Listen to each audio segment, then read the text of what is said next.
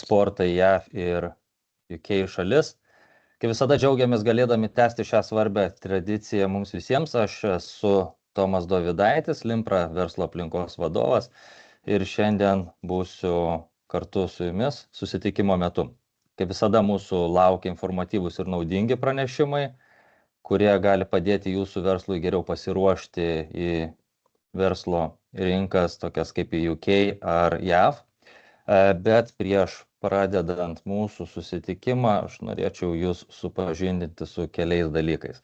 Tai prašome dalyvių išjungti mikrofonus ir vaizdo kameras, tada mes turėsime sklandesnį susitikimą ir geriau vieni kitus girdėsim. Pranešimai truks apie 20 minučių. Klausimus visada galite užduoti Teams platformoje chat langelyje arba žodžiu po pranešimo. Ta norėdami padaryti, spauskite rankelę Teams platformoje ir mes po pranešimo jūs pakviesime ir jūs galėsite gyvai užduoti klausimą.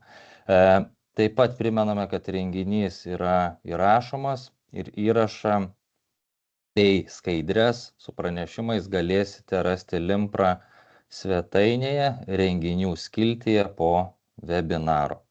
Ir šiandien vertinga informacija kartu su mumis dalinsis Lietuvos komercijos atašė Jungtinėje karalystėje Vesta Ratkevičiūtė ir Lietuvos komercijos atašė JAV Sergejus Tichomirovas. Jie padės mums suprasti dabartinę ekonominę situaciją tose rinkose, verslo ir vyriausybės veiksmų tendencijas, galimybės ir iššūkius, kurie svarbus mūsų įmonėms.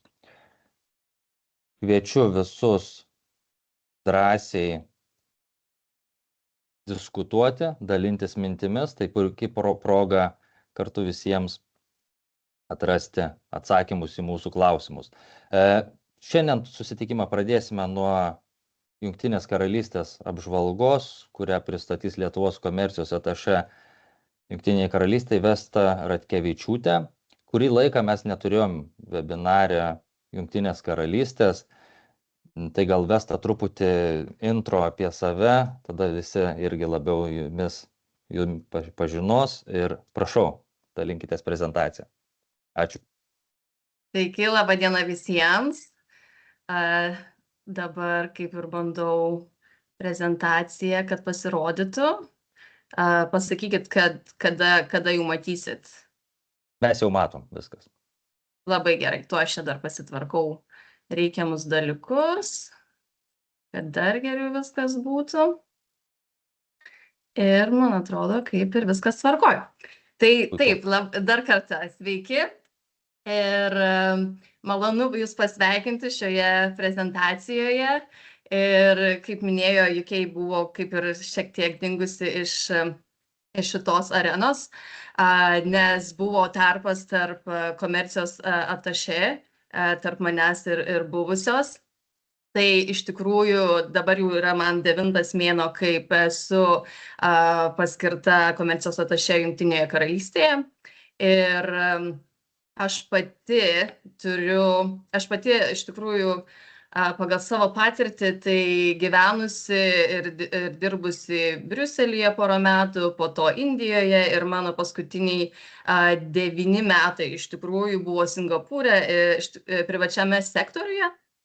Ir dirbau rinkos tyrimų kompanijoje, tai iš principo kaip ir konsultacijos įmonė, kur didžiausias kompanijas mes konsultavom plėtros klausimais. Tai buvo labiau FMCG, Fast Moving Consumer Goods klausimais, bet dabar tą patirtį, kurią sukaupiau versle per regionus, gyvendami skirtingose kontinentuose, nusprendžiau perduoti diplomatinėje rolėje ir labai džiaugiuosi iš tikrųjų.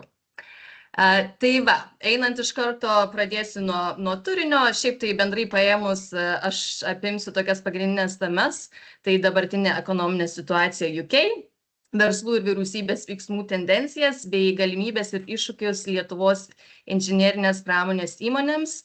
Ir tikiuosi, jog tai suteiks praktinių žinių, kurios padės jums geriau pasirengti UK rinkai, ar jeigu jau esate tiesiog žinosit, kokios čia paskutinės naujienos. Tai va, tai pradėsiu nuo paskutinių politinių naujienų. 2004 metais, prieš porą mėnesių, Liepos mėnesį, įvyko rinkimai, nacionaliniai rinkimai, kurių metu pasikeitė vyriausybė. Leiboristų partija vadovaujama Keiro Starmerio laimėjo daugumą ir tai nutraukė iš tikrųjų 14 metų trukusią konservatorių valdymo erą. Ir šis politinis pokytis tikėtina, kad turės įtaką, jau jaučiam, iš tikrųjų turi įtaką šalies ekonomikos, sveikatos apsaugos ir tarptautinių santykių politikai, bei be abejo ekonominiai, diplomatijai ir ekonomikai. Jeigu žiūrint į pagrindinį ekonominės politikos aspektai, tai yra investicijos į infrastruktūrą ir žalią ekonomiką, kur, manau, Lietuvos verslai tikrai galėtų į tai tap in, žodžiu, socialinės neligybės mažinimas, viešųjų paslaugų stiprinimas, pramonės politika, regioninė plėtra ir glaudesni ryšiai su Europos Sąjunga. Nes po Brexit UK išlieka įsipareigojusi, aišku, laisvai prekybai ir pasirašė įvairius prekybos susitarimus. Nors prekybos euras tapo sudėtingesnė, manau, kad daugelis jų ir patyrėte dėl visų papildomų reguliavimų. Vis tiek UK ieško naujų tiekimo grandinių, todėl patikimi tarptautiniai partneriai čia labai laukiami. Ir tiesą pasakius, tokios tendencijos ir nuotaikos UK, kad oficialiai niekas nepripažįsta, bet kad Brexitas tikrai buvo netinkamas žingsnis, todėl naujoji vyriausybė sieks kuo artimiau bendrauti su Europos Sąjunga. Tai va, ir didelis dėmesys yra skiriamas inžinerijos sektoriui. UK skiria dėmesį infrastruktūros plėtrai, atsinaujančiai energijai ir pažangiai gamybai. Ir Lietuvos įmonės dirbančios šiuose srityse gali rasti daug galimybių. Ir naujos biudžeto nuostatos, įskaitant socialinio draudimo įmokų padidėjimą, daro spaudimą mažoms ir vidutinėms įmonėms iš tikrųjų. Tačiau kita vertus tai atsveria tas didelės investicijos į mokslinius tyrimus ir ekologiškas technologijas. Ir šios kryptis gali tapti puikiomis nišomis Lietuvos įmonėms. Žiūrint į BVP, žodžiu, ekonomikos rodiklius ir BVP rodiklius, tai po COVID pandemijos ir po Brexito sukelto nestabilumo UK BVP augimas pagaliau stabilizuojasi, tačiau jis išlieka nedidelis, tik tais apie 1,5% per metus, ir paslaugų sektorius vis dar dominuoja, tačiau gamybos sektorius taip pat svariai prisideda prie ekonomikos atsigavimo.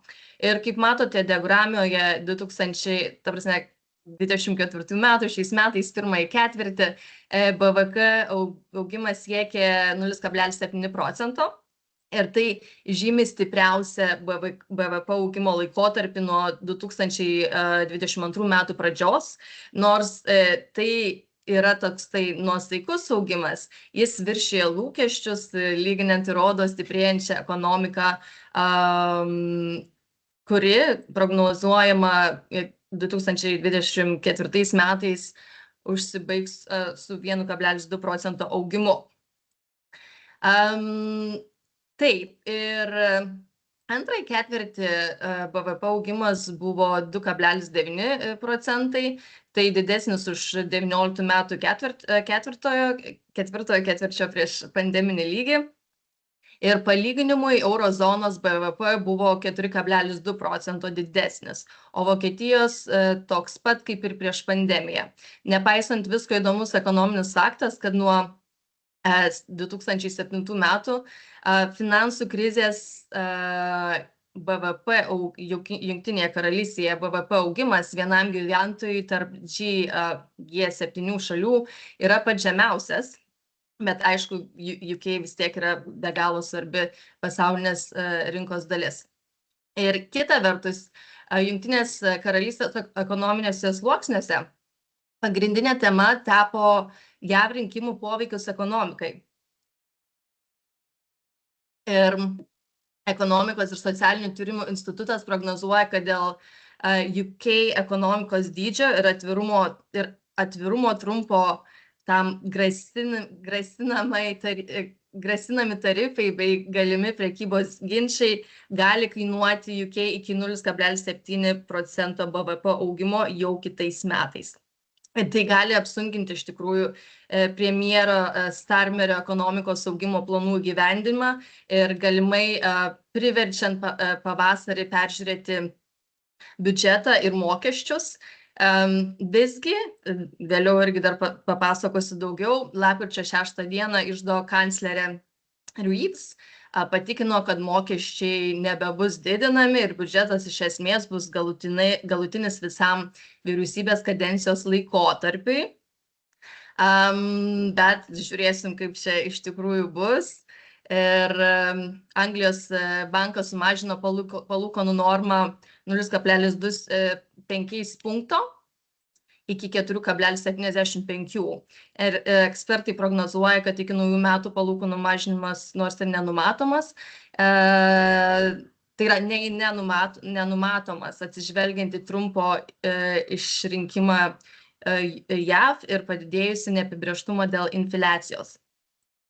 Vis dėlto statybos, energetikos ir technologijų sektoriai išlieka pagrindiniai BVP augimo varikliai ir galimybė Lietuvos kompanijoms, lietuviškos tai yra inžinerijos kompanijos, gali pasinaudoti vyriausybės tikslais investuoti į infrastruktūrą ir tvarę energiją, nes yra visokių programų irgi paleistų ar dar būsimai paleistų. Ir dėl infliacijos. Infliacija kaip ir stabilizuojasi ir tikimasi, dabar rugpjūtį sumažėjo iki 2,2%, tačiau tikimasi, kad iki 25 metų pradžios ta infliacija vėlgi padidės iki 3%, o vėliau palaipsniui grįš į 2%. Tikslą, nes tikslas yra 2, ir kitų metų pabaigos veikiama didėjančių energijos ir gamintojų kainų. Tai įtakoja šitie aspektai. Tai irgi labai svarbu inžinerinės pramonės įmonėms, nes gamybos kaštai išlieka svarbiu veiksniu. Ir tuo tarpu eurozonoje dėl lėto augimo tikimasi daug kartų sumažinti palūkanų normas. Tai va. Reikia dar paminėti, kad svaras iš tikrųjų buvo stipriausia pasirodžiusi valiuta tarp G10 šalių valiutų, padidėjusi daugiau nei 5% dolerio atžvilgiu ir 4% euro atžvilgiu. Ir aš ir pati pajutau, nes mano alga yra eurais, tai kai keičiant, mokėti reikia viską už viską svarais, tai pasijuto visai per kišenę, net ir praktiškai. Tai va, bet dar vienas labai įdomus dalykas irgi, kad visgi už uždarų durų kalbama, kad infliacija dar gali vėl padidėti prieš pasiekiant tą stabilų 2% tikslą ir atkreiptas dėmesys, kad kol kas stabilizuojasi prekių infliacija. Tuo tarpu paslaugų infliacija išlieka aukšta ir siekia apie 5%. Tai va, tai žodžiu, šiuo metu dar yra šiokių tokių svyravimų. Ir tai visų pirma lemia lėtas ir silpnas produktyvumo augimas. Skaitmeninė transformacija UK negerina produktyvumo ir be abejo problemos su darbo rinka irgi tai skatina. Nedarbo lygis yra pakankamai nedidelis ir svyruoja plius minus 4,4%. Tačiau didelis galvos skausmas yra ekonominio neveiklumo lygis, kuris yra beveik 22% ir jisai išlieka iššūkių, suteikiančių galimybių užsienio specialistams bei įmonėms. Ir priežastis viso to, tai iš tikrųjų po COVID prasidėjo struktūriniai darbo rinkos pokyčiai ir kol kas neaišku, kur tai jie veda. O reformų sprendimų priėmimą komplikuoja ir tai, kad vyriausybė nebeturi išsamių duomenų apie potencialią darbo jėgą šalyje. Ir nes, pavyzdžiui, COVID laiku sumažėjo dalyvavimas apklausose 50%. Ir dar be abejo vienas iššūkis vis dar neatsigaunantis vartojimas ir investicijų trūkumas. Tiesa, naujoji vyriausybė paskelbė, kad sieks mažinti ekonominio neveiklumo lygį, siekdama paremti ambicingus BVP augimo tikslus. Ir metinis šiaip realus darbo užmokestis augo, išliko teigiamas, buvo 1,6%, bet prognozuojama, jog per ateinančius mėnesius jis nebeaugs.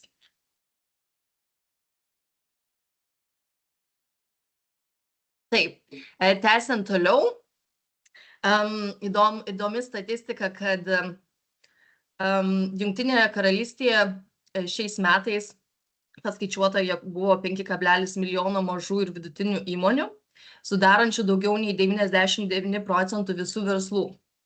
Ir SMEs, mažos ir vidutinės įmonės, apibrėžiamos kaip įmonės čia turinčios mažiau nei 250 darbuotojų, skaitant savarankiškai dirbančius asmenis. Tai SMEs sudarė 60% Jungtinės karalystės užimtumo ir 48 verslo apyvartos. Tai 24 metų pradžioje sausį buvo apie 8 000 didelių įmonių. Ir tos, kurios turi daugiau nei 250 darbuotojų, bet jos sudarė iš tikrųjų tik tais 0,2 visų verslų ir jos užtikrino 40% darbo vietų ir beveik pusę visos apyvartos, neįskaitant finansinių paslaugų sektoriaus. Taip, darbuotojai Jungtinėje karalystėje ir Londone pakankamai dažnai streikuoja, bet su naujosios vyriausybės pokyčiais matosi ir pokyčiai, ir streikų skaičius ir mažėja. Ir nes buvo iš tikrųjų vyriausybė įsitraukia į šį, kaip sakant, ginčių sprendimą ir pramonės ginčių sprendimą palengvindama derybas ir siūlydama darbo užmokesčio susitarimus. Vyriausybė atsižvelgia į darbuotojų problemas, o tai sumažino streikų poreikį, bet aišku, didžiausias tai buvo tai, kad didžiausias ginčas buvo išspręstas geležinkelių sektoriuje ir jūrų ir transporto darbuotojų sąjunga priėmė darbo užmokesčio susitarimą, užbaigdama 2 metus trukusį konfliktą, kuris sukėlė daugybę streikų. Ir be abejo buvo keičiami teisės aktai ir ekonominiai veiksmai tai tokie kaip pakeltos algos irgi suveikė. Na va, dabar naujas biudžetas buvo pristatytas tik tai spalio 30 dieną, tai tik tai 3 savaitės, kaip buvo jis viešai paskelbtas. Ir Jungtinės karalystės, žino, kanclerė Reeves pristatė ilgai lauktą biudžetą ir toje dokumento preambulėje keliami tikslai yra atkurti Jungtinės karalystės ekonomiką, spręsti viešųjų paslaugų trūkumus, remti dirbančias šeimas bei užtikrinti ilgalaikį augimą, vykdant tvarią finansų politiką ir didinant investicijas. Susidūrus su 22 milijardais svarų iškilusias išlaidų poreikiais, ta vadinamąją biudžeto skylę vyriausybei tenka didinti išlaidas, tačiau kartu imsis ir fiskalinių reformų, siekdama subalansuoti biudžetą ir sumažinti viešąją skolą. Aišku, buvę valdantieji mėgaujasi konstatuodami, kad leiboristai rinkimų pažadų netesėjo ir mokesčius pakėlė. Ir dar labai aukšta prasme galingai. Ir kita vertus paskaičiuota, kad biudžeto priimti mokesčių pakeitimai turėtų atnešti 40 milijardų svarų papildomų pajamų. Ir verslo organizacijos jau pareiškė, kad šie pakeitimai gali apsunkinti ekonomikos augimą. Tuo pat metu iždo kanclerė teigia, kad tai tik tais vienintelis kelias išvalyti tas paliktas skolas iš praeities. Taip, tai žodžiu, valdžia ramina, kad visiems bus tik tais geriau ir biudžetas pasipildys. Ir per ateinančius 5 metus daugiau nei 100 milijardų svarų bus skirta kapitalo investicijoms į būstą, transportą ir mokslinius tyrimus, o viešosios investicijos per šį laikotarpį sudarys vidutiniškai 2,6% BVP. Na, o verslo tarifai mažmeninės prekybos sveikatingumo ir laisvalaiko sektoriams bus visam laikui sumažinti nuo 26 metų, o 25 beveik 2 milijardų svarų bus skirta tarifų mažinimui mažosioms įmonėms, lengviems alkoholiniams gėrimams, mažesni akcizai bus taikomi. Ir verslo mokesčio tarifas visą parlamento laikotarpį išliks nedidesnis nei 25%, tai yra žemiausias per G7 šalis.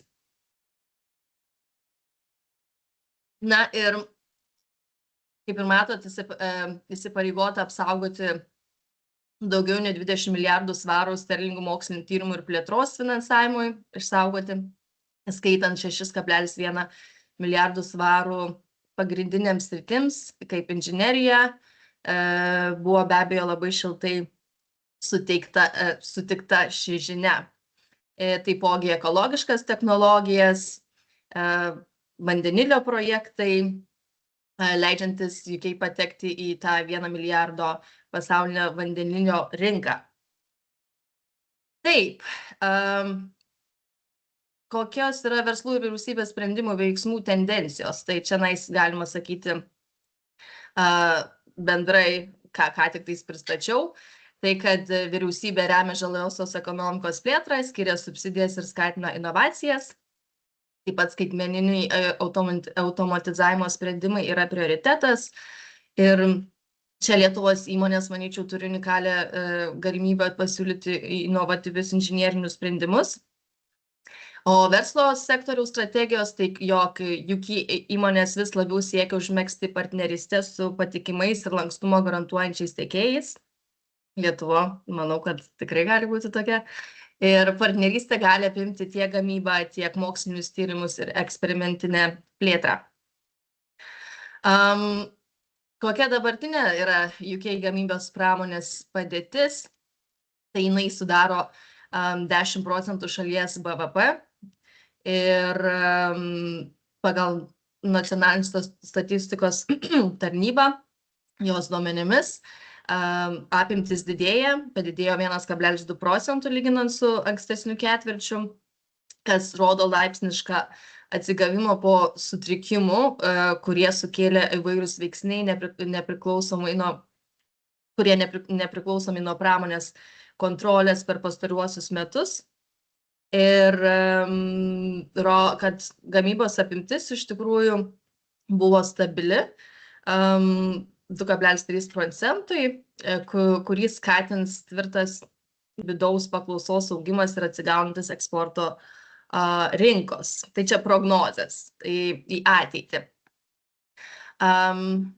Taip, ir kokios tos pagrindinės pramonės tendencijos, tai galite matyti, pagrindiniai yra skaitmeninė transformacija, tvarumas ir ekologiška gamyba, tiekimo grandinės atsparumas.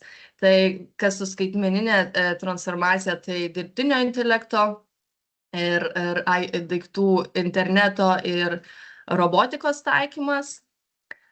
Po to gamybos tvarkaraščiai, įrangos priežiūra, skaitmenizavimas bei automatizavimas. Šiaip greita inžinerija tampa pagrindinis metodas, iš tikrųjų, adaptuojant, sparčiau suteikiantis tą efektyvumą. Kas susijęs su tvarumu ir ekologiška gamyba, tai reguliavimo spaudimas ir vartotojų paklausa. Ir Jungtinės karalystės tikslas pasiekti nulinę iš tikrųjų anglies emisiją iki 2050, kaip ir šiaip daugelio šalių Europos išsivysčiusių, ar ne? Ir Lietuvos įskaitant, man atrodo. Ir 45% gamintojų tvarumą įtraukia į savo pagrindinės strategijas. Tai tvarumas, kaip sakant, big thing. Toliau tęsiant, tai grandinės sutrikimai paskatinimo gamintojus iš naujo įvertinti ir įvardinti tiekimo grandines. Aš žiūriu ir laiką, kad sutilpčiau ir per daug neprikalbėčiau. Manau, jeigu pasiskaityti galėsit vėliau konkrečiau, nes čia daug tos informacijos, manau, ties šitais dalykais, nors yra labai svarbus. Tai va, po to kitos pagrindinės pramonės tendencijos, tai įgūdžiai ir darbo jėgos tobulinimas. Iš tikrųjų, man atrodo, tikrai didelė problema ir kaip mato 62% gamintojų susiduria su sunkumais ieškodami darbuotojų turinčių reikiamą techninių įgūdžių. Ir žiūrima kvalifikacijų tobulinimo iniciatyvų ir ieškoma jaunų talentų, pritraukimo visokių priemonių.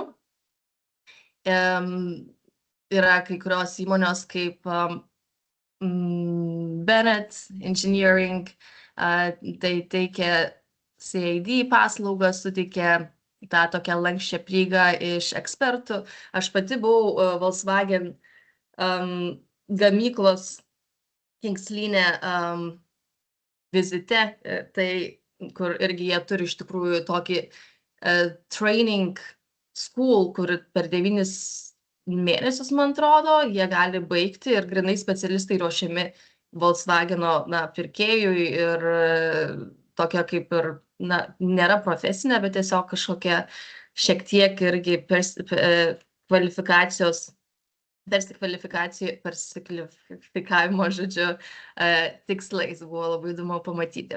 Tai va, ir eksporto našumas dėl to tokio susilpnėjusio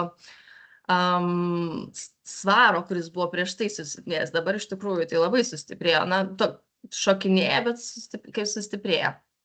Tai va, žodžiu, 24 metų antrąjį ketvirtį eksportas padidėjo 5%, ypač automobilių ir aviacijos sektoriaus. Ir tikimasi, kad šis augimas išliks ir likusius ketvirčius, metus, mėnesius, bet šitas eksportas tai grinai labai nišinis, nes iš principo, kas susiję ten su maisto ir kitais sektoriais, tai jis nėra toksai didelis ir augantis, gal net ir minusą einantis, priklauso nuo vertikalės.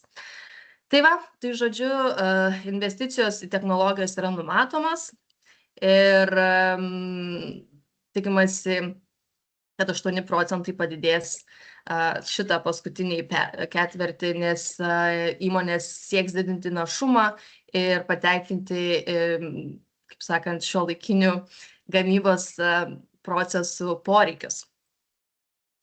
Taip, tai bendrai paėmus, tai kokie tie iššūkiai gamyboje, tai yra ekonominis neapibrėžtumas dėl pasaulinės situacijos ir spaudimų ir be abejo, žinoma, UK rinkimų įtaka sprendimų priėmimui pramonėje. Tai dar, kadangi nauja valdžia, tai dėrybos vyksta ir panašiai, nors aišku ir yra politinės partijos programa, bet ne visą laiką jinai įgyvendinama. Taip, ir po Brexit susiformavusi reguliavimo aplinka ir toliau keičiasi. Gamintojai turi nuolatos sekti naujas prekybos susitarimus ir reglamentus, bei užtikrinti naujų prekybos susitarimų taisyklių laikymasi. Ir be abejo, didelės energijos sąnaudos išlieka iššūkių gamintojams, o perimas prie atsinaujinančių energijos šaltinių, nors ir būtinas, reikalauja didelių investicijų ir laiko, ir jos taip greitai neįgyvendinamos. Tai va, šičia yra paveikslėlis apie tai, kaip verslo pasitikėjimas regionuose, kaip verslai jaučiasi confident. Pagal čia yra apklausos duomenis, nors iš čia pakankamai jau seni, prieš metus daryti, bet vis tiek bendras vaizdas slepia tą tokį išryškėjusių sektorių. Kai kiti, kaip ir minėjau, daugiausia tai transporto, aviacijos, pramonės sektoriai išlieka gerokai stipresni nei kiti sektoriai. Ir ypač aviacijos sektorius per pastaruosius metus labai pasipelnė iš didelio naujų orlaivių užsakymų skaičiaus ir stipraus tolimojo tarptautinio susisiekimo atsigavimo. Priešingai yra metalo gaminių gamybos apimtis kenčia.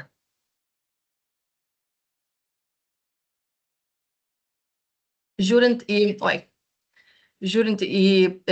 prekių importo vertę, tai mažėjo. Prekių eksporto vertė irgi mažėjo rugsėjo duomenimis paskutiniais. Ir pakankamai didelėmis apimtis 6,3%, o prekių eksporto vertės mažėjo 10,6%. Tai tie rodikliai taip ir tęsiasi, tai tik tais kai kurioms sekasi, bet štai mašinų ir transporto įrangos importas ir eksportas sumažėjo irgi, nors pardavimai šiaip tai kaip ir, nors ir gamyba vyksta, bet vis tiek jinai mažėja tiek ES šalyse, tiek ne ES šalyse pagal paskutinius duomenis. Ir čia yra irgi slaidai ir grafikai ES ir ne ES prekių importo ir eksporto neįskaitant tauriųjų metalų. Tai prekių ir paslaugų tas prekybos deficitas didėja 1,5 milijardo iš principo, o prekybos prekiamis deficitas sumažėjo, kaip ir prekybos paslaugomis perteklius sumažėjo. Tai natūraliai atsispindi. Jau einu prie pabaigos. Tai, žodžiu, kokios tos galimybės ir iššūkiai Lietuvos įmonėms. Tai realiai Lietuvos įmonės turi tą galimybę dalyvauti tvarių technologijų projektuose, kurios remia UK vyriausybė. Ir didėja paklausa inovatyviems sprendimams, kurios galėtų pasiūlyti Lietuvos įmonės. Iššūkiai tai yra sertifikavimo poreikiai, kaip UXCA ženklinimas ir yra tikriausiai gali būti kai kurioms įmonėms pagrindinių kliučių. Ir didėja konkurencija su vietiniais tiekėjais, kurie reikalauja išskirtinės kokybės ir lankstumo. Tai tiesiog turėti savo ofisą ar žmogų, kuris užtikrintų tai šalyje, jeigu tai didelės apimtis, tai kaip ir reikėtų būti arčiau kliento. Ir kaip įveikti tos iššūkius, tai ankstyvas pasiruošimas ir ekspertų konsultacijos galėtų padėti tų papildomų kaštų. Ir ar ne? Prašokinėjau, atsiprašau. Ir dalyvavimas sektoriaus renginiuose ir kontaktų užmezgimas yra svarbus, man atrodo, pirmieji žingsniai ir šiaip būti toje aplinkoje, žinoti, kas vyksta. Tai labai svarbu. Ir kokios tos rekomendacijos, tai jau kaip ir minėjau, pagrindiniai tie akcentai, pasiruošti sertifikavimui, žalioji transformacija ir toliau, jeigu nepradėjo, tai siūloma vis tiek bendradarbiauti su UK partneriais, ieškoti jų per irgi ar asociacijas, gal Limpra irgi gali padėti, ar kuriant, ar stojant kartu tos asociacijos šiandien UK per šitą networką ir dalyvavimas Visibility eksperto renginiuose, Na ir be abejo galite palaikyti, kviečiu ryšį su ambasada, su manim. Jeigu yra kažkokie rinkos pokyčiai ar galimybės, aš visada galiu tiek pati ir savo ekonominiai komandai šituos dalykus tiesiog pabrėžti. Mes einam į daug renginių ir susitinkam su daug žmonių, tai jeigu tai yra kažkoksai projektas jūsų ar ieško, tai mums tiesiog tada tai yra on the top of mind. Na ir viskas, tai jeigu turit kažkokių klausimų, tai ar patirite, man tai šiaip pačiai būtų įdomu iš tikrųjų pasikalbėti, dabar gal per daug laiko neturėsim, bet labai įdomu, ar kokius iššūkius patirite tiek planuodami eksportą, tiek jau esant čia UK, kaip jūs jaučiatės, kaip keičiasi priekyba ir bendravimas, ir šiaip kokios dar paramos norėtumėt gauti iš manęs, iš mūsų. Tai tiek. Ačiū. Ačiū, Vesta. Toksai klausimas, Vesta, gal jūs iš praktikos dabar, kai arčiau būnat, ar matote tam tikrus regionus UK, kurie aktyviau gal ieško partnerius ir kur įmonės gali stipriau į jas akcentuotis ir, kai minėjote, yra renginiai, yra veiklos. Taip. Yra gal kokie ten tie kanalai, kur galima pasižiūrėti tikslingiau?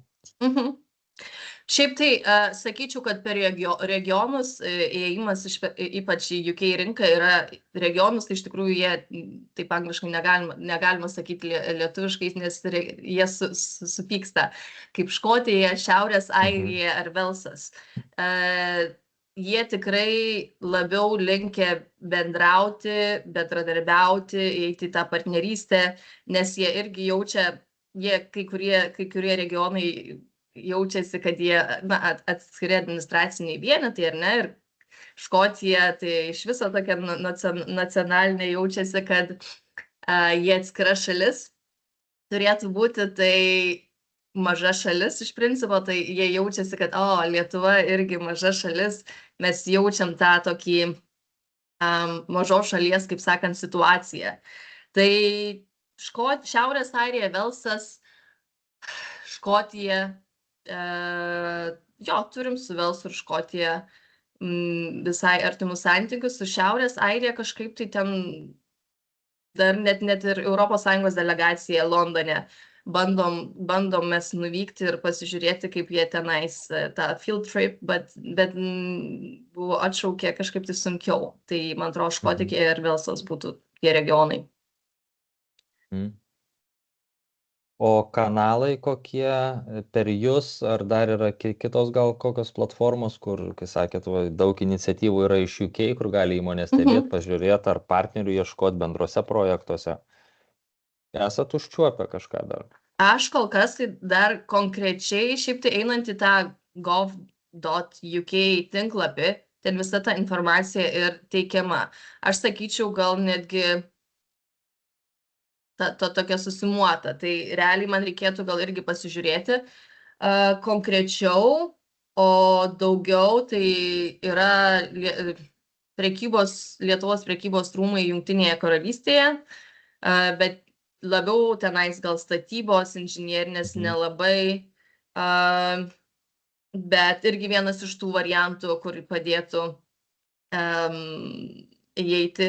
Ir dar plus, aišku, tai Lietuvoje, Britų Chamberis Lietuvoje, irgi manau, kad būtų vienas iš tokių, nes UK reikia atrasti ryšius, nėra taip lengva įeiti, nes visi nori įeiti, o plus UK yra kaip ir kolonija, tai aš ką pajutau, nors ir to nesitikėjau, kad nors ir mes buvom ES dalis kartu, bet jiems labiau Karibai ar ten jiems artimiau negu, tarkim, kokia Lietuva ar ten Latvija. Nes tiesiog kultūriškai jie jaučiasi atsakingas už kolonijas, tai natūraliai tas ryšys yra. Buvau labai nustebusi, nes galvoju, Europos kontinente kartu ir ES, bet yra tas toks šaltumas ir nėra lengva tikrai prieiti čionai. Gerai, ačiū Lietuvos komercijos atašė UK Vestai Ratkevičiūtei. Kaip minėjo Ačiū. Vesta, kreipkitės pagalbos, kaip suprantu, šiltesni kontaktai yra Velse ir Škotijoje, tai jeigu turite interesų, nedvėjokit ir pradėkit bendrauti. Gerai, kviečiame tada į mūsų Lietuvos komercijos atašė Jungtinėse Amerikos valstijose Sergejų Tichomirovą. Žinome, kad ten dabar turbūt daug karštų diskusijų vyksta ir permainų, tai būtų labai naudinga Sergejau iš jūsų išgirsti. Dar jūsų nematome. O, jungiasi Sergejus. Aš turbūt turėčiau pasakyti labas rytas, ar ne?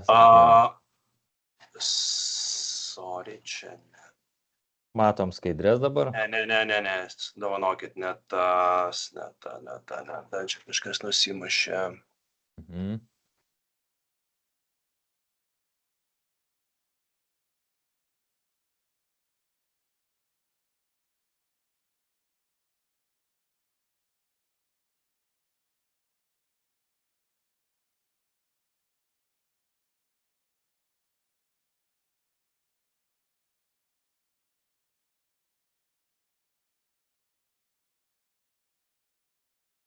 Ar matot?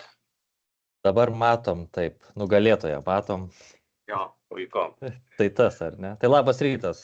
Turbūt, Jo, ne? tai labą dieną visiems, kas Vilniuje, pas mus ankstyvas rytas, Čikagoje.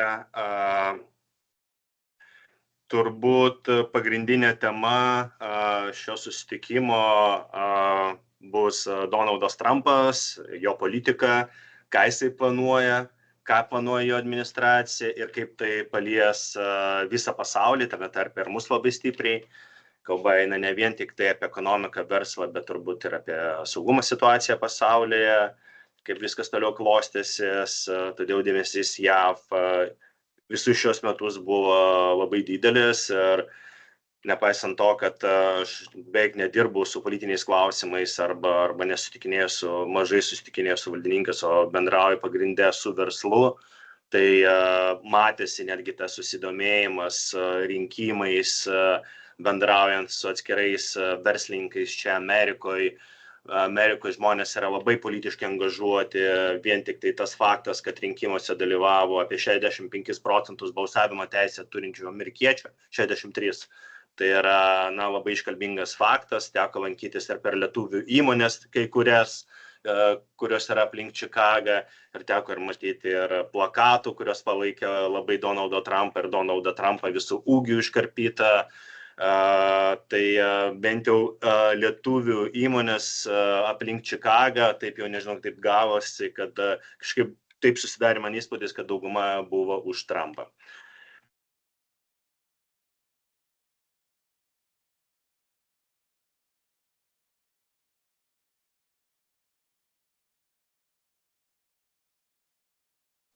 Sergejau, jūsų negirdime, mikrofonas išsijungia. Oi, dovanokit. Aš esu Team Lithuania komandos narės. Mūsų yra, reiškia, per 4 diplomatinės atstovybės 13 žmonių. Vašingtone mes turim ambasadą, yra ambasadorė ir 2 diplomatai ekonomistai ir žemės ūkio atašė. Ir yra 3 konsulatai, kur mes turim generalinius konsulus, diplomatus ekonomistus ir 3 komercijos atašė. Tai esu aš Čikagoje, Mantas Zamžickas, mano kolega LA. Ir kitais metais, aš manau, sausio mėnesį turėtų pradėti darbą nauja komercijos atašė New York'e.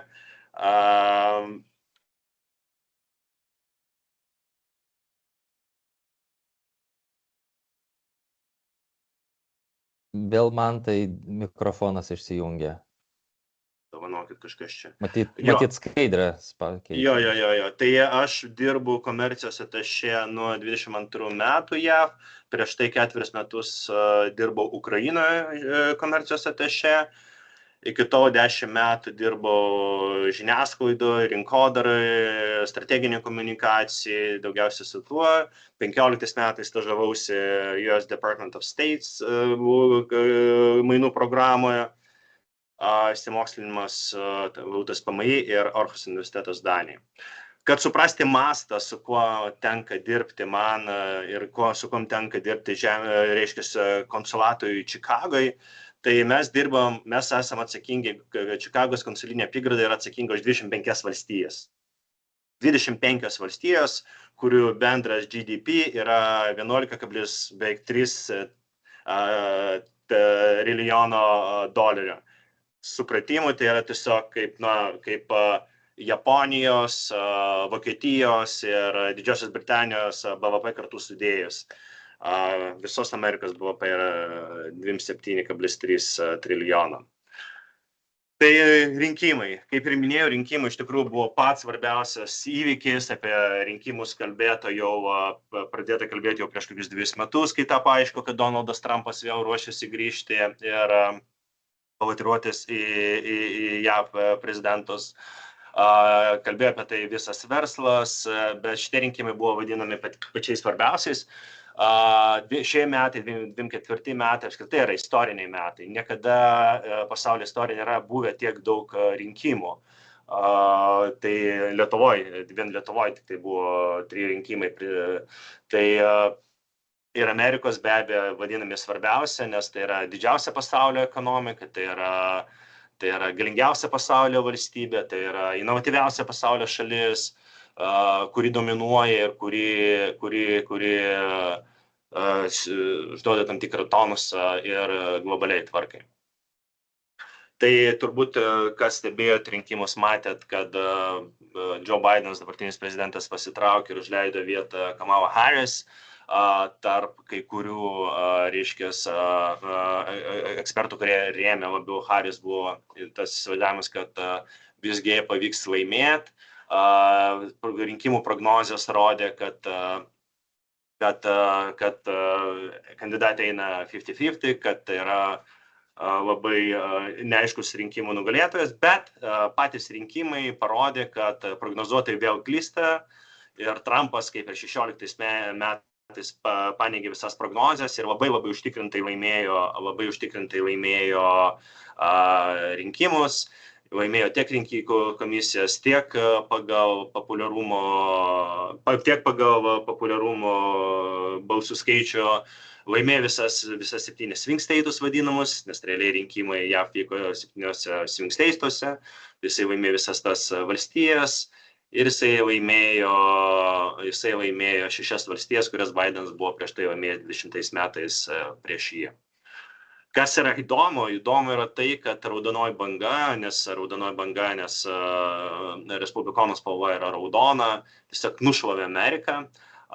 Respublikonai išvaikys daugumą kongrese, House ir Senate irgi gavo daugumą, tai reiškia dabar Trumpo administracijos rankos yra iš principo atrištos. Senate ir House jie turi absoliutų palaikymą ir tai suteikia dar daugiau galimybių veikti Trumpo administracijai. Tai kodėl tas įvyko? Tai dauguma analitikų sutinka, kad esminiai klausimai žmonėm buvo ekonomikos klausimai, ypatingai Trumpo rėmėjai ir tie, kurie buvo neapsisprendę. Visos apklausos rodė iš principo tą patį, infliacija, labai didelė infliacija, be abejo, tokios infliacijos kaip Europoje čia net arti nebuvo ir tokio nedarbo, ekonomika vis tiek augo labai stipriai lyginant su tą pačią Europą, bet amerikiečių tas neįtikino ir Trumpas laimėjo, Harris buvo siejama su Bideno administracija ir nepaisant to, kad iš tikrųjų šitą administraciją veikia pakankamai aktyviai ir ekonomikos srityje, jiems nepavyko įtikinti amerikiečių ir Trumpas užtikrintai laimėjo būtent didžiąją dalim dėl ekonomikos ir infliacijos. Kągi laukti iš Trumpo administracijos, čia matot žmogų, kuris lydi Trumpą per visus paskutinius susitikimus. Jisai dabar yra tokia dešinioji Trumpo ranka, jį galima išvysti bemaž visose susitikimuose, kur dalyvauja Trumpas. Pats jisai vadovaus tokiai naujam departamentui, kuris rūpinsis tuom, kad sumažinti reguliavimą ir biurokratijos naštą verslui. Pats jau Muskas žada, kad jisai padės JAV biudžetui sutaupyti 2 trilijonus dolerių. Labai ambicingas tikslas, bet bent jau kol kas pagrindinis darbas, ką jis žada, tai žada visus valdininkus grąžinti į darbą, kad jie visas 5 dienas dirbtų iš ofiso. Tai Trumpas, skirtingai negu pirmąją kadenciją, labai ryžtingai ėmėsi vardinti savo administracijos komandos žmonės.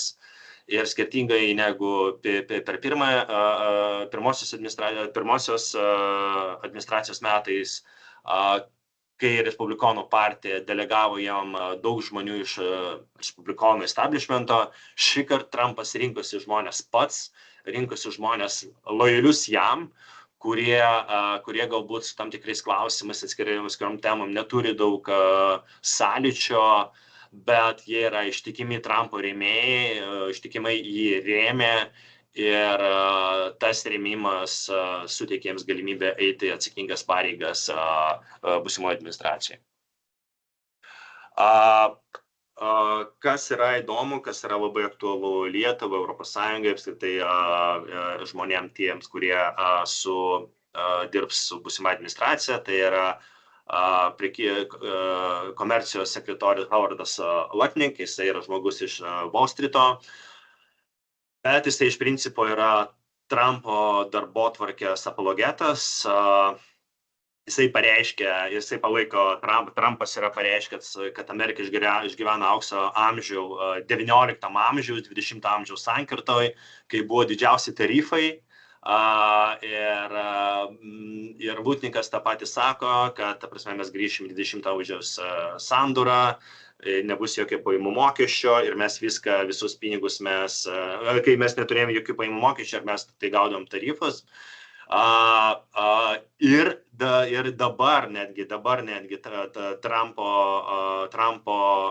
žmonės sako tai, kad pavyks uždėti muitus, kurie galėtų kompensuoti mokesčių sumažinimą.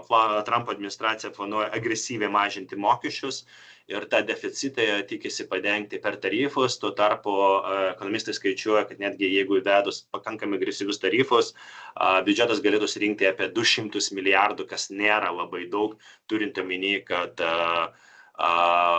JAV revenues yra 5 trilijonai. Kągi paveldėjo Trumpas, kokia gera dabar situacija. Tai iš tikrųjų, kaip ir minėjau, ekonomika JAV ir toliau auga. Trečias ketvirtis 2,8%, vartotojai ir toliau išlaidauja ir vartotojų išlaidos padidėjo 3,7%.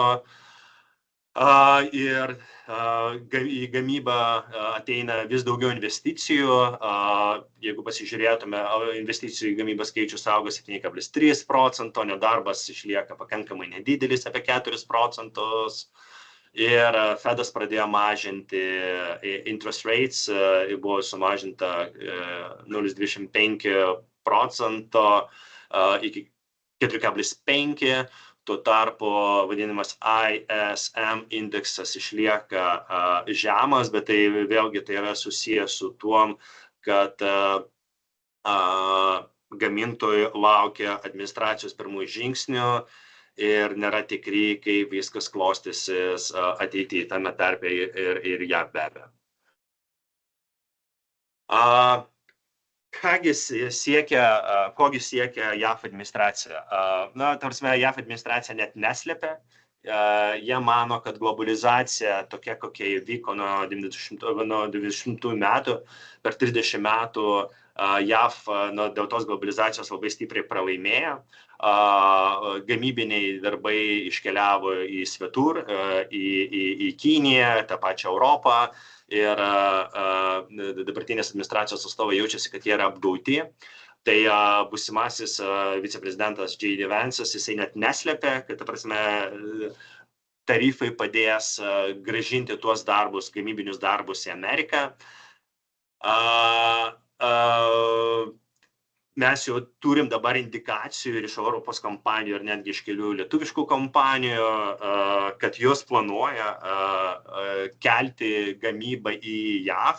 Ar tai susijęs su Trumpu, ar tai buvo planai iš anksto, jos neatskleidžia, bent jau tos, su kuriuo man yra bendrauti. Bet, pavyzdžiui, tie patys SB baldai jau yra paskelbę, kad kitais metais jie planuoja pradėti naujo fabriko statybas JAV. Altechna įsigyja įmonės JAV, bet tai yra, aš manau, kad tai yra jų plėtros strategijos dalis.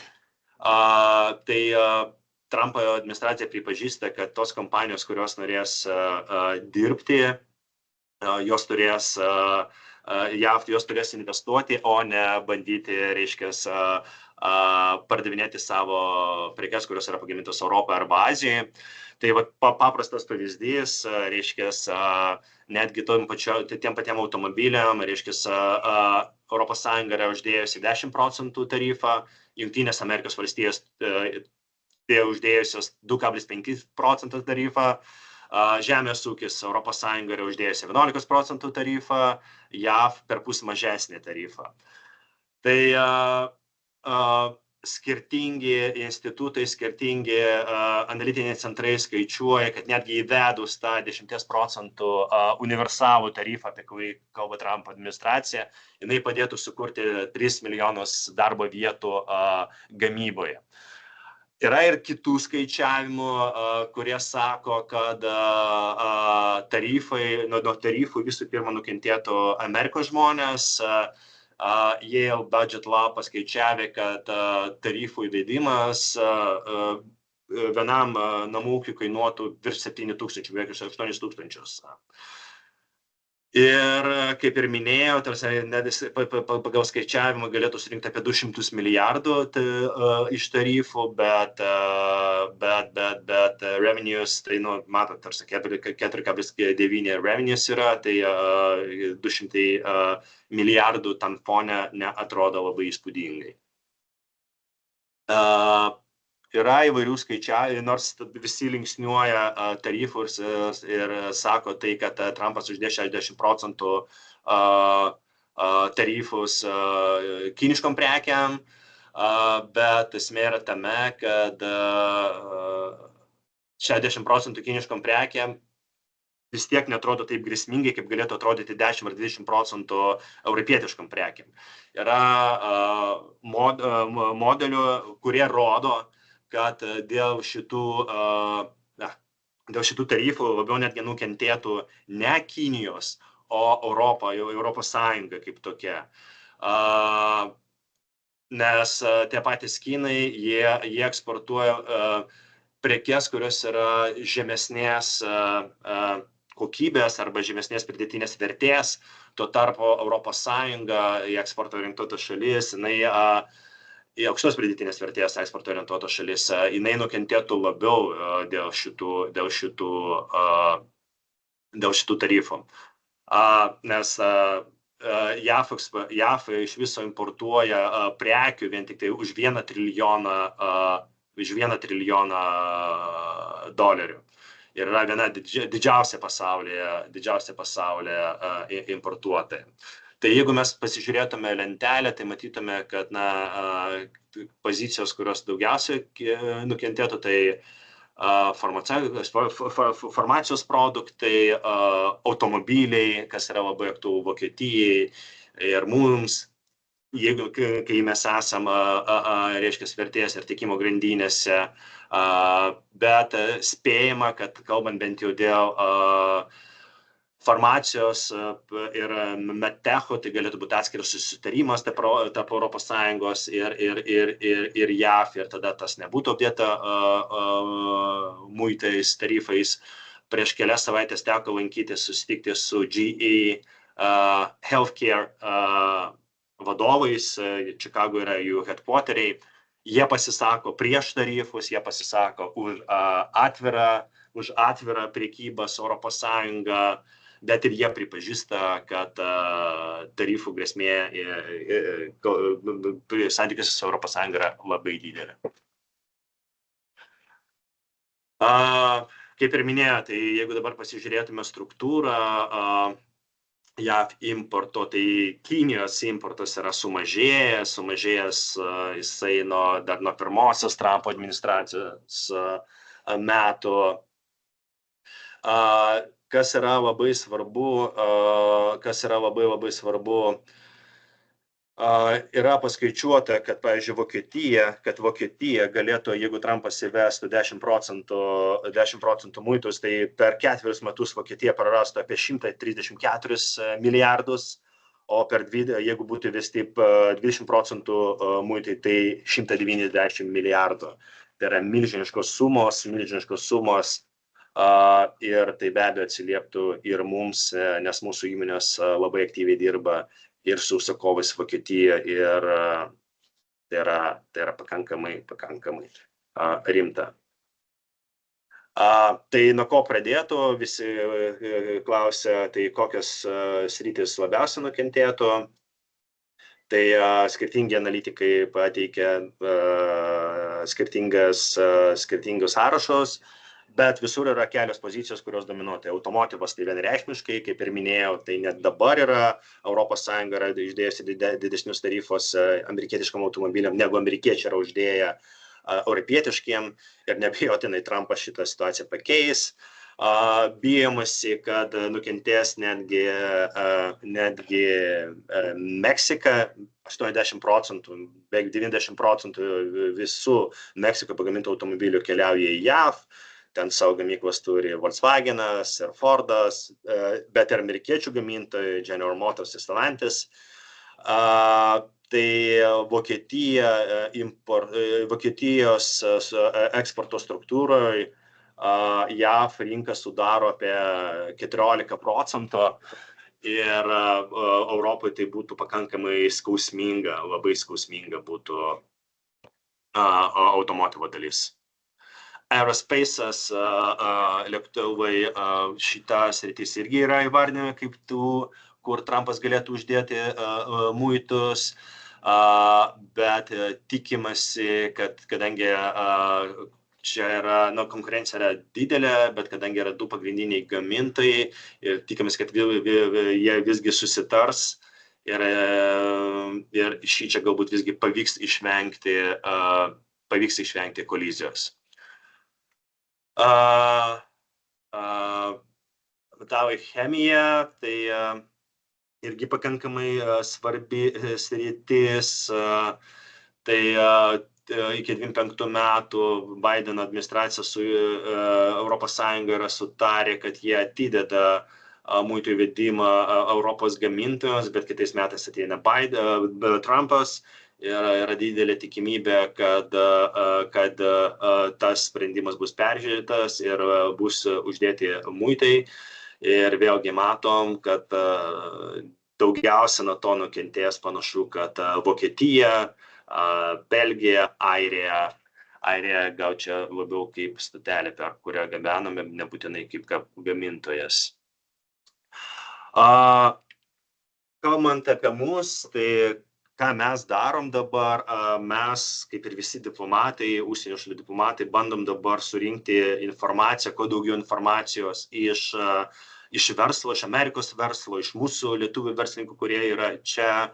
Bandom suprasti, kokia bus Trump administracijai, kas iš to mums Lietuvai. Be abejo, kalbant apie priekybą, tai Europos Sąjunga kalba vienu balsu, bet amerikonai yra realistai ir jie labai aiškiai supranta situaciją.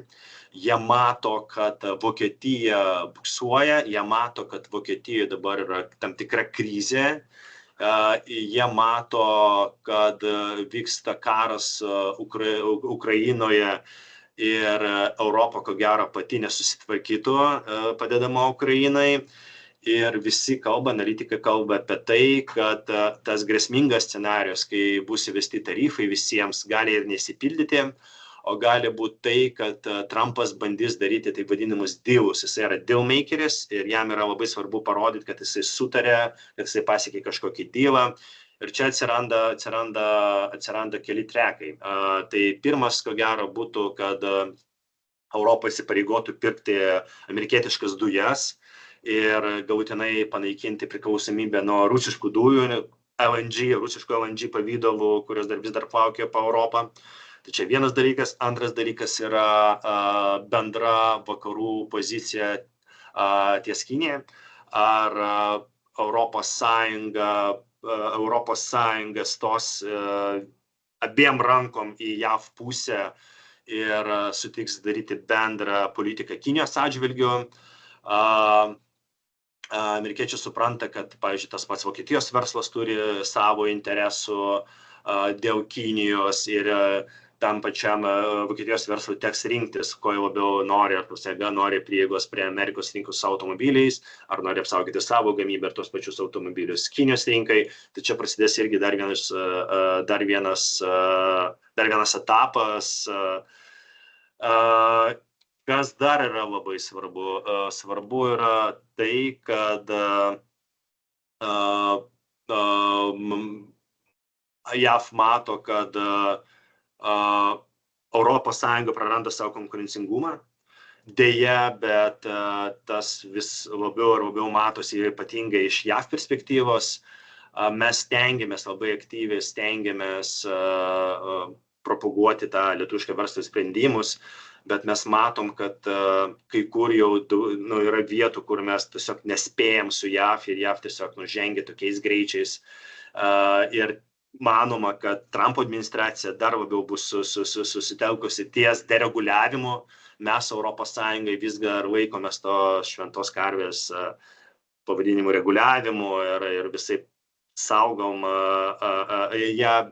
Bet panašu, kad būsimoji administracija dereguliuos viską, ką tik tai įmanoma, kad tik tai galėtų atverti galimybės Amerikos verslui spurtuoti, eiti į priekį ir dar labiau įsiveržti į konkurenciją su Kinija. Kitais metais mes organizuojam Šiaurės Amerikos Lietuvos verslo forumą ir be abejo būsimoji administracija bus praėjęs koks pusmetis, tai bus pagrindinė tema, kaip konstruoti ateities santykius su JAV, kokios galimybės būtų Lietuvai, kaip pritraukti amerikietiškas investicijas, kaip skatinti lietuvišką eksportą. Todėl, naudodamas galimybę, aš visus noriu pakviesti į Šiaurės Amerikos Lietuvos verslo forumą. Aš trumpai labai pristatysiu, kas tai yra. Tai yra verslo forumas, tai yra toks edukacinis renginys, tinklaveikos renginys, kuris gaunat galimybę bendrauti su Amerikos partneriai. Tai nėra industrijos renginys, tai yra kelių industrijų renginys, kur mes bandom sukviesti ekspertus iš JAV ir lietuvių bendruomenės atstovus, JAV verslininkų bendruomenės atstovus, kurie padėtų mūsų verslininkų geriau suprasti Amerikos rinką ir geriau joje dirbti. Tai ką mes darom specializuotus seminarus ir tinklaveiką, tai yra toks sėkmės istorijos, nes tas pačias sėkmės istorijas lietuviai pasakoja kitaip negu amerikiečiai, nes lietuviai pasakoja lietuviams, jie pasakoja apie tos iššūkius, kurie galbūt amerikiečiam atrodo ne iššūkiai. Tai yra pakankamai geras, didžiausias renginys už Lietuvos ribų, apie 400 dalyvių ir tikimės, kad kitais metais bus ne mažiau. Tai šiais metais mes darėm tą renginį New York'e, kitais metais mes planuojame daryti jį Bostone, birželio 10-12, su mūsų partneriais. Panašu, kad mes darysim su MIT, vienas geriausių pasaulyje universitetų. Daugmaž atrodys taip, kad pirmą dieną, 2 dienas darysim seminarus specializuotus pagal rinkos dalyvius, pagal industrijas, po to daro specializuotą networkingą ir jau pats forumas, jau 3 dieną jau forumas. Ir vėlgi, jeigu įmonės atvyksta kaip delegacijos, mes darom jiems dar specializuotus vizitus į įmonės, susitikimus su potencialiais partneriais, akceleratoriais, hubais, unboxais ir taip toliau. Tai aš kalbėjau su Limpros atstovais ir siūliau kitais metais pabandyti padaryti delegaciją, Limpros delegaciją į forumą. Aš manau, kad mes galbūt su Limpros vadovybė pabandysim šitas diskusijas pratesti tada siauresniam formate ir galbūt kitais metais turėsime ir Limpros delegaciją. Ką noriu pasakyti, kad, kuo mes labai džiaugiamės, mes džiaugiamės tuo, kad įmonės, kurios dalyvavo prieš tai vykusiuose forumuose, atvažiuoja dar. Kodėl? Reiškia, jos mato tame vertę ir dedikuoja savo laiką, savo pinigus ir dalyvauja tame labai aktyviai, tai kviečiu ir jūs labai aktyviai dalyvauti, jeigu jūs turite klausimą, mielai juos atsakysiu. Ačiū.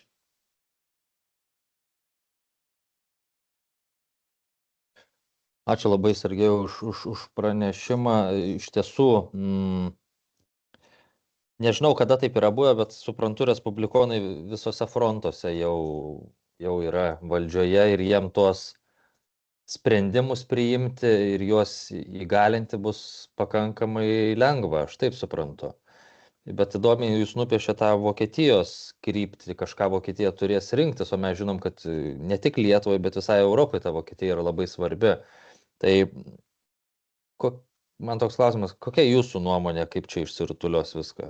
Vis tiek pasikalbat ir koridoriuose, kaip sakau, turit nuojautas, tai ką galvojat apie tai visą? Tai aš manau, kad vėlgi Vokietijoje kitais metais panašu, kad bus išankstiniai rinkimai, keisis vyriausybė, panašu, kad vyriausybės vadovų gali tapti Liaudies partijos atstovas, Liaudies partija ir kiek pamenu, jų lyderis yra verslininkas, labai panašaus, gal net toks kaip Trumpas, bet jisai pakankamai panašaus tipažo, kiek yra tekę skaityti. Tai yra vilčių, kad Vokietija su JAV sutars, nes aš manau, kad kalba eina ne vien tik tai apie ekonomikos klausimus ir verslą, bet kalba eina ir apie saugumą. Kaip bebūtų, bet JAV tebeišlieka Europos saugumo garantu. Ir tas klausimas bus susietas ir su ekonomika, ir su verslu. Ir kadangi šioje pusėje yra ne vien tik tai ekonomika ir verslas, bet ir saugumas, tai aš manau, kad Vokietija priims labai išmintingus sprendimus ir nuo to ir mums visiems bus geriau ir mūsų eksportuotojams ir Lietuvai kaip tokiai. Ačiū Lietuvos komercijos atašė JAV Sergejui Tichomirovui. Artėjant mūsų webinaro pabaigai, norėčiau padėkoti kiekvienam prisijungusiam ir būnant kartu su mumis. Šiandien gautos įžvalgos tikrai, manau, kiekvienam yra naudingos. Ir kaip ir Sergejus ir Vesta minėjo, kreipkitės, kai tik reikia pagalbos ir turite užmačių įeiti į rinkas ir užčiuopti gyslą. Ir tiek ir kai Sergejus paminėjo apie Lietuvos JAV forumą. Tai dar kartą dėkoju visiems. Renginio įrašą ir pranešėjų skaidres, kaip minėjau, rasite Limpra renginių skiltyje, manau, šią savaitę. Ačiū visiems, palinkėsiu gražaus vakaro ir iki kitų susitikimų. Viso geriausio. Ačiū Akvilė, ačiū Tomai, ačiū visiems. Gražios dienos, gražaus vakaro. Iki kitų susitikimų. Iki. Ačiū, kad išklausėte, tikėkimės išmokot. Iki.